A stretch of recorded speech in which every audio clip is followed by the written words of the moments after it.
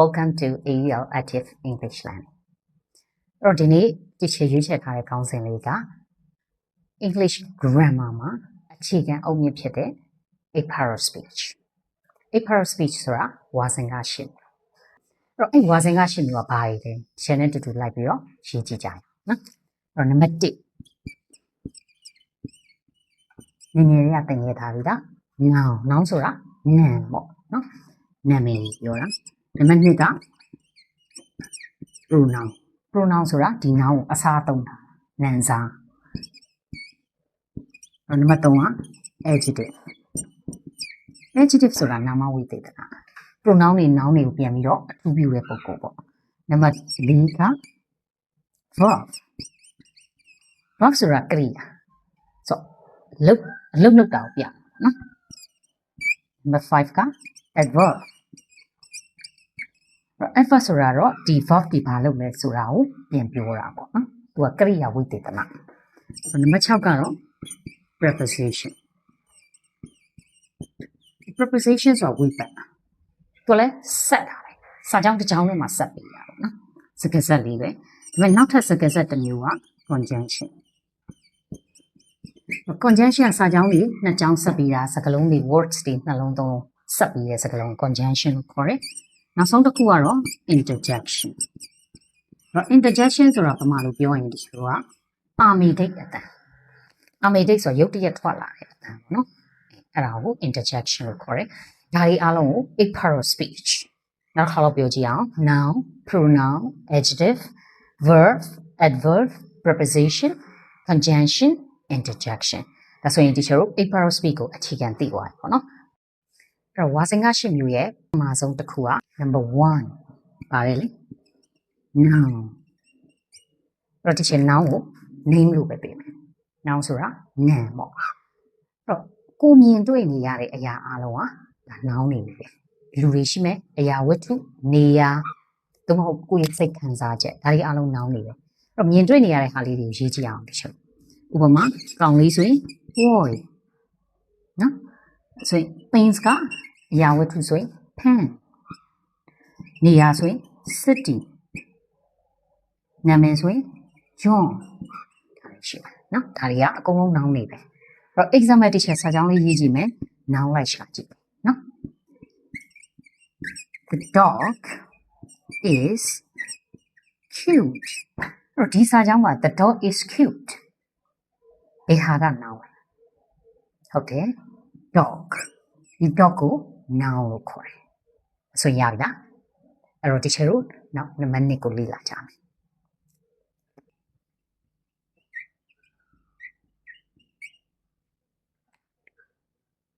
အဲ့တော့နံပါတ်2က pronoun ဆိုတာခုန noun ရဲ့အစားကိုသုံးထားနာမ်စားပေါ့နော်အဲ့တော့ noun နေရာမှာ pronoun ကိုထည့်ပြီးသုံးတာဥပမာခုန John လို့ပြောခဲ့တယ် John ဆိုရင်တချို့ကနောက် John ဝဲဆက်ရေးတဲ့အခါမှာ John မသုံးတော့ဘူးယောက်ျားလေးဆိုတော့ he ဒီမိန်းကလေးဆိုရင် she ခုနခွေးဆိုတော့ဒါက it နော်ကိုဆိုရင် I နော်အများဆိုရင် we စသဖြင့်ရှိမယ်ဒါတွေကို pronoun လို့ခေါ်တယ်အဲ့တော့ဒီချက်စာကြောင်း example ရေးကြည့်မယ် pronoun လေးလိုက်ရှာကြည့် she is happy အဲ့တော့ဒီနေရာမှာ pronoun က she ကဘာလို့ပြောတာလဲဥပမာ Helen ဆိုကြပါစို့နော် Helen is happy လို့ဒီချက်ကခဏခဏမရေးတော့ပဲ she is happy ဒီ she ဒီ noun နေရာမှာအစားသုံးလိုက်တာ pronoun လို့ခေါ်တယ် okay အဲ့တော့နံပါတ်3က adjective ဆိုတာနာမဝိသေသနာနာမ်တော့မဟုတ်နာမ်စားကိုအထူးပြုပြီးတော့ဖော်ပြထားတာအများသောအားဖြင့်ဒေါ်တွေနဲ့ဆုံး adjective ကအဲ့တော့ adjective စကားလုံးလေးတွေလေ့လာကြည့်အောင်နော်ဘာတွေရှိမလဲဟိုမှာ big ရှိနော် happy တော့ pretty နော်စသဖြင့်ရှိတယ်ပေါ့ adjective အဲ့တော့ဒီချက် example sentence တစ်ကြောင်းရေးပြမယ် adjective ကိုရှာကြည့်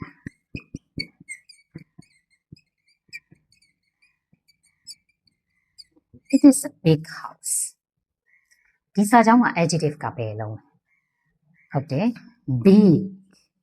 ဒါဆိုရင်အဲ့ big ဒီ adjective ရှေ့ကနောက်က noun house ဆိုတဲ့ noun ကိုအထူးပြုထားတယ်ဒါကြောင့်မလို့ तू ကနံတော့မဟုတ်နံစားကိုအထူးပြုပြီးဖော်ပြထားတဲ့ကောင် adjective လို့ခေါ်တယ်ရတယ်နော်အဲ့တော့နံပါတ် 4က verb verb ဆိုတာကရိယာ action ပေါ့နော် तू ကစာကြောင်းတစ်ကြောင်းမှာအလုပ်လုပ်တာပေါ့အဲ့တော့ဒီ verb တွေကဘာမှဆိုဖြစ်နိုင်လဲစားတယ်တွားတယ်လာတယ်လမ်းလျှောက်တယ်ဒါဒီအကုန်လုံးကလှုပ်ရှားနေတာပေါ့နော်လှုပ်ရှားနေတဲ့ action ကိုပြတဲ့ verb တွေပဲနော်အဲ့တော့ example ရေးကြည့်မယ် verb လေးရှာကြည့်ပြအောင် I walk to school ဒါဆိုရင်ဒီစာကြောင်းမှာ verb ကပါလေ walk ကရိယာပေါ့နော်အဲ့တော့အလုပ်လုပ်တယ်ဒါလေးကို verb လို့ခေါ်တယ် walk နားလည်နော်အဲ့တော့နံပါတ် 5က adverb adverb က describe verb adjective another adverb သူက verb တွေပြင်ပြီးတော့အထူးပြုတဲ့ပုဂ္ဂိုလ်ပေါ့ညာတော့အဖြစ် ly နေနဲ့စုံတာများတယ် example လေးတွေစဉ်းစားကြည့်အောင်နော်ဘာရှိမလဲ slowly ရှိမယ် quickly ရှိမယ်နော်တခြားပါရှိအောင်လဲ carefully အဲ့အချိန်နဲ့ပြလိုက်တာနော် yesterday အဲ့တော့ example sentence လေးရေးပြမယ် adverb ရှာကြည့်ပြီနော် he runs quickly အဲ့ဒီစာကြောင်းမှာဆိုရင် adverb ကဟုတ်တယ် quickly ဒီရှေ့က run ဆိုတာကိုပဲပြန်အထူးပြုတဲ့အတွက်သူက adverb ဖြစ်သွားတယ်ရပြီနော်အဲ့တော့နံပါတ် 6က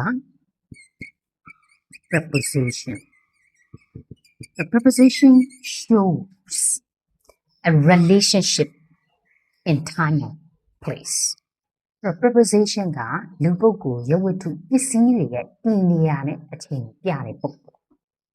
ဥပမာ preposition ဘာတွေဖြစ်လဲနေရာကိုပြတဲ့ in တို့ on တို့ at တို့ from တို့ဒါတွေပေါ့နော်ဥပမာတစ်ချက်က I live in ရန်ကုန်ပြောလိုက်အဲ့တော့နေရာဆိုတဲ့ရန်ကုန်ကိုပြတဲ့ in ကိုသုံးပါဒါကို preposition လို့ခေါ်တယ်နော်ဒီနေရာကိုပြတယ်ဥပမာ I come from မြန်မာမြန်မာနိုင်ငံသားပေါ့ဒီ from ဆိုတာ preposition ဒီနေရာကိုပြတယ်နော် so နောက်တစ်ခုသွားကြမယ်နံပါတ် 9က conjunction conjunction ကစကားဆက်စလုံးတွေကိုဆက်လို့ရတယ်စာကြောင်းတွေကိုဆက်လို့ရတယ်အဲ့တော့စကားဆက်တွေကဘာတွေဖြစ်ဥပမာ and နဲ့ဆက်လို့ရတယ် but တို့ပါလို့ဆက်လို့ရတယ် or ရတယ် so နော်စသဖြင့် conjunction တွေရှိတယ်ဥပမာဆိုကြပါစို့ကိုက coffee ကြိုက် I like coffee ဒါပေမဲ့ tea လည်းပဲကြိုက်တယ်ရတယ် and နဲ့ဆက်လိုက် coffee and tea ဆိုရင်နှစ်ကြောင်းရေးစရာမလိုတော့ပဲတစ်ကြောင်းလေးနဲ့ I like coffee and tea ဒီ and the conjunction words လေးနှလုံးကြားမှာဆက်သွားတယ်နော်